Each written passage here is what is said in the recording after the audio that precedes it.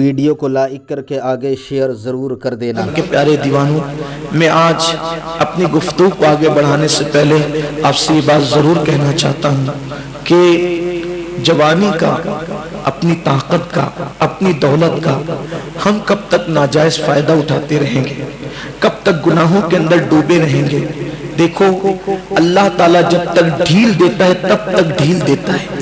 جب اللہ تبارک و تعالیٰ رسی ٹائٹ کر دیتا ہے، ڈوری ٹائٹ کر دیتا ہے، پھر کوئی یار نہیں ہوتا، کوئی مددگار نہیں ہوتا، کوئی دوست نہیں ہوتا، کوئی احباب نہیں ہوتے، کوئی بچانے کے لیے نہیں آتا، کوئی مدد کرنے کے لیے نہیں آتا۔ اللہ نے ہمیں اور آپ کو جوانی دی، طاقت دی، قوت دی، اللہ تعالیٰ نے مال دیا، اس کو ناراض مت کرو۔ اس نے سب کچھ دیا، جو کچھ اپنے پاس ہے وہ سب اللہ کا دیا ہوا ہے، اپنا کچھ نہیں ہے۔ اگر ہم یہ سوچتے ہیں کہ یہ بازو کی قوت سے ہم نے کمایا ہے، یہ فضول بات ہے۔ اگر مال بازو کی قوت سے ملتا تو پھر ہر انسان مالدار ہوتا۔ محنت کون نہیں کرتا؟ محنت سب کرتے ہیں، لیکن اللہ تبارک و تعالیٰ کا فضل ہے کہ اللہ ہمیں نوازتا ہے، اللہ ہمیں دیتا ہے۔ اس کو ناراض مت کرو، اس کے غضب کو دعوت مت دو۔ کب تک اللہ کو ناراض کریں گے؟ آج ہم سب اسی لیے جمع ہوئے ہیں کہ اللہ تبارک و تعالیٰ کو راضی کریں۔ ہم نے آج سے پہلے جو کچھ کیا ہے اللہ کی بارگاہ میں توبہ کریں، کیونکہ اللہ تبارک و تعالیٰ جب ناراض ہو جاتا ہے تو انسان پہ تنگ دستی ڈالتا ہے، انسان کو بلاؤں میں گرفتار کر دیتا ہے، انسان کو ذلیل و رسوا کر دیتا ہے، انسان کو کسی کام کے قابل نہیں رہنے دیتا۔ اللہ اکبر۔ امام حسن بصری نے اس کو سمجھایا، وہ نہیں مانا، آخرکار پھر بلا میں گرفتار ہوا۔ اب جب وہ بلا میں گرفتار ہوا تو حضرت امام حسن بصری رضی اللہ تعالیٰ کو لوگوں نے کہا، حضرت اب وہ پھر بیمار ہو گیا ہے، اور اتنا بیمار ہوا ہے اب اس کے بچنے کے چانسز ختم ہو گئے، یعنی اب وہ مر جائے گا۔ اللہ کے ولی کتنے خلیق اور با اخلاق تھے، اس نے ٹکا سا جواب دیا، اس نے بے ادبی کی آپ کی شان میں، اس کے باوجود بھی حضرت امام حسن بصری نے فرمایا، چلو ایک مسلمان ہے، اگر اس کی موت کا وقت قریب ہے تو ہمیں اس کے گھر چلنا چاہیے اور اس کو کچھ ہمت اور حوصلے کی بات کرنا چاہیے۔ حضرت امام حسن بصری رضی اللہ تعالیٰ گئے، جب دیکھا تو وہ تڑپ رہا تھا، مچھلی کی طرح تڑپ رہا تھا، وہ بے چین اور بے قرار تھا۔ اللہ کے ولی امام حسن بصری رضی اللہ تعالیٰ نے اس سے فرمایا، اے جوان کیا حال ہے؟ وہ رونے لگا اور کہنے لگا، اے اللہ کے برگزیدہ بندے، میں نے آپ کی بات نہیں مانی، میں توبہ کرتا رہا، توبہ توڑتا رہا اور ہمیشہ گناہ پہ دلیر ہوتا رہا۔ اب میں ایسی بلا میں گرفتار ہوں کہ اب میرا کوئی مونس و غمگسار نہیں، میرا کوئی غمخوار نہیں، میں بلا کے اندر ڈوبا ہوا ہوں۔ امام حسن بصری نے کہا، اللہ کے بندے کوئی بات نہیں، توبہ کا دروازہ کھلا ہوا ہے، توبہ کا دروازہ کھلا ہوا ہے، اور اللہ تبارک و تعالیٰ اپنے بندوں کی توبہ کو قبول کرتا ہے۔ یہ سن کر اس نے کہا، پھر میں کیا کروں؟ فرمایا، ایک بار پھر توبہ کر، اللہ تعالیٰ تجھے پھر معاف کرے گا۔ اس نے جیسے ہی کہا، یا اللہ میں تیری بارگاہ میں توبہ کرتا ہوں، یا اللہ میں تیری بارگاہ میں توبہ کرتا ہوں، تو گھر کے کونے سے آواز آئی، اے بندے بس کر، تو دھوکے باز اور مکار ہے۔ جب تو نے توبہ کی ہم نے تیری توبہ کو قبول کیا، لیکن تو نے دھوکہ کیا، مکر کیا، اور تو توبہ کر کے ہمیشہ توبہ کو توڑتا رہا۔ امام حسن بصری نے، سب لوگوں نے جب گھر کے کونے سے یہ آواز سنی تو امام حسن بصری نے اپنے ساتھیوں سے کہا، چلو چلو اٹھو، اب اس کا قصہ تمام ہو گیا، اب اس کی آخرت برباد ہو گئی۔ نہیں سنتے کہ گھر کے کونے سے آواز آئی کہ بندے بس کر، تو دھوکے باز ہے، اب تیری توبہ قبول نہیں ہوگی، تو دھوکے باز ہے، تجھے بخشا نہیں جائے گا۔ امام حسن بصری نے کہا، اتنا سننے کے بعد اب یہاں بیٹھ کر فائدہ کیا ہے؟ روتے ہوئے امام حسن بصری اپنے گھر کی طرف چلے گئے۔ علامہ ابن الجوزی لکھتے ہیں، امام حسن بصری اپنے گھر کی طرف گئے، اس کی ماں، بوڑھی ماں بھی رونے لگی، وہ بھی رونے لگا۔ اب کیا؟ اب تو آواز آئی قدرت کی طرف سے، غیبی آواز کہ تجھے معاف نہیں کیا جائے گا۔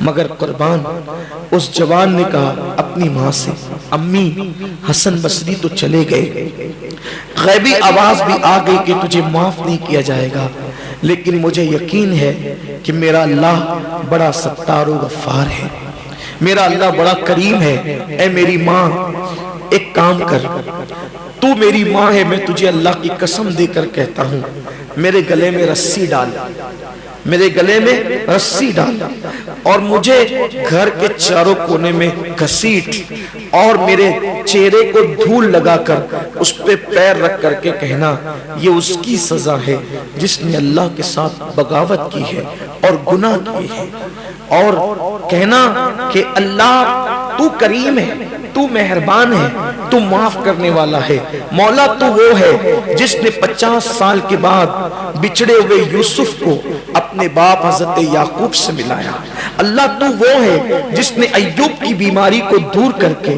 از سر نو تو نے اسے زندگی عطا فرمائی، اللہ تو وہ ہے جس نے یونس کو مچھلی کے پیٹ میں زندگی عطا کی، سانس لینے کا موقع دیا، اللہ تو بڑا کریم ہے، میرے بیٹے کو بخش دے، میرے بیٹے کو معاف کر دے۔ بس اس کا چہرہ ماں نے جو ہے وہ گھسیٹا، خاک میں ڈالا، اور اس کے چہرے پہ پیر رکھ کر کے اللہ کی بارگاہ میں دعا کی، اے اللہ میرا بیٹا اگرچہ گناہگار، سیاکار، بدکار ہے، لیکن آج وہ اپنے گناہوں پہ نادم اور شرمندہ ہے، تیری طرف سے آواز بھی آ چکی ہے کہ تجھے معاف نہیں کیا جائے گا، لیکن مولا تو وہ ہے کہ جس نے 50 سال کے بعد بچھڑے ہوئے یوسف کو اپنے باپ یعقوب سے ملایا، اللہ تو وہ ہے جس نے ایوب کی بیماری دور کر کے اثر نو سے زندگی عطا کی، تو وہ ہے جس نے یونس کو مچھلی کے پیٹ میں جو ہے وہ سانس لینے کی توفیق عطا فرمائی، مولا اگر تو میرے اس بچے کو بخش دے گا تو تیرا نقصان اس میں کیا ہے؟ یہ کہہ کر ماں بھی رونے لگی اور وہ جوان بھی رونے لگا، غیب سے آواز آئی، جا ہم نے تیرے بیٹے کو بخش دیا۔ اور یہ آواز صرف گھر میں نہیں آئی بلکہ حضرت سیدنا امام حسن بصری کے کانوں تک بھی پہنچی کہ اللہ تبارک و تعالیٰ نے اس کو بخش دیا اور اس کو معاف فرما دیا۔ میرے پیارے آقا صلی اللہ علیہ وسلم کے پیارے دیوانوں، اللہ تبارک و تعالیٰ کی رحمتوں کو بس بخشش کا بہانہ چاہیے، اللہ کی رحمتیں بخشش کا بہانہ تلاش کرتی ہے، اور یہ جو آج کی رات ہے، آج کی رات تو خاص بخشش کی رات ہے، آج کی رات تو خاص مغفرت کی رات ہے۔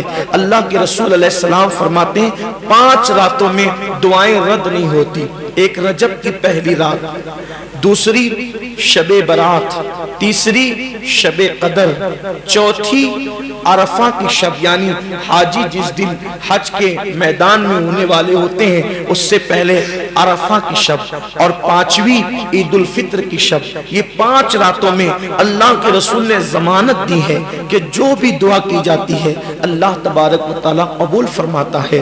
اور شب برات کے لیے اللہ کے رسول فرماتے ہیں کہ ہر مسلمان کو، ہر مومن کو بخش دیا جاتا ہے سوائے اس کو جس کے دل میں کسی مسلمان کے لیے کینہ ہو۔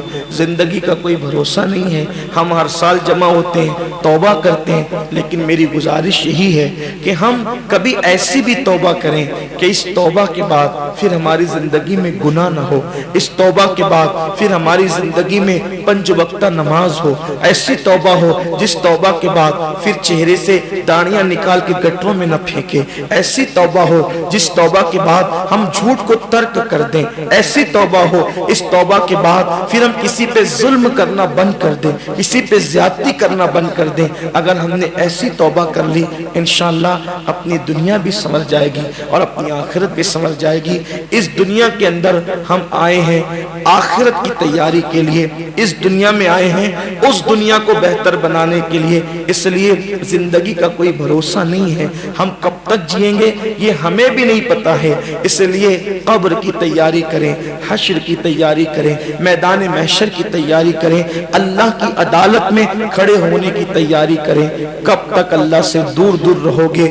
مرنے کے بعد تو اللہ کی طرف پلٹنا ہی ہے، تو کل مر کے پلٹیں گے تو پچھتائیں گے، آج جیتے جی ہم اللہ کی بارگاہ میں پلٹیں، اللہ رب العزت کو منائیں، اللہ کو راضی کریں۔ ایک بزرگ اکثر قوم سے فرماتے تھے، اے لوگو اللہ سے صلح کر لو، اے لوگو اللہ سے صلح کر لو، اے لوگو اللہ سے صلح کر لو۔ اور جب قبرستان جاتے تھے تو قبر والوں کے متعلق کہتے تھے، اے اللہ ان سے صلح کر لے، اے اللہ ان سے صلح کر لے۔ کسی نے کہا حضرت آپ کی بولی بدل کیوں جاتی ہے؟ بزرگ فرماتے ہیں جب تک انسان زندہ ہوتا ہے اللہ اس کو معاف کرنے کے لیے تیار ہوتا ہے، مگر بندہ اللہ سے معافی نہیں مانگتا، اور جب وہ مر کر عذاب میں گرفتار ہو جاتا ہے اب وہ معافی مانگتا ہے، لیکن اللہ اس کے لیے توبہ کا دروازہ بند کر دیتا ہے۔ موت کی آخری ہچکی توبہ کا دروازہ بند کر دیتی ہے۔ اس سے پہلے کہ موت کی آخری ہچکی آئے اور ہم پہ توبہ کا دروازہ بند ہو جائے، ہم اللہ کی بارگاہ میں توبہ کر لیں۔ اور جوانی کی توبہ اللہ کو بہت پسند ہے۔